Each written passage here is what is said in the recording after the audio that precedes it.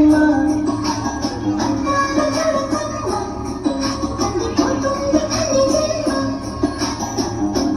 కోనలోన కన్ను చిక్కుతుంది